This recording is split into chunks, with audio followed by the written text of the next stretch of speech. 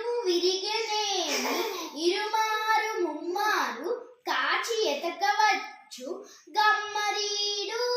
మనసు విరిగనేని మరి అంట నేర్చున విశ్వదాభిరామ వినురవేమ.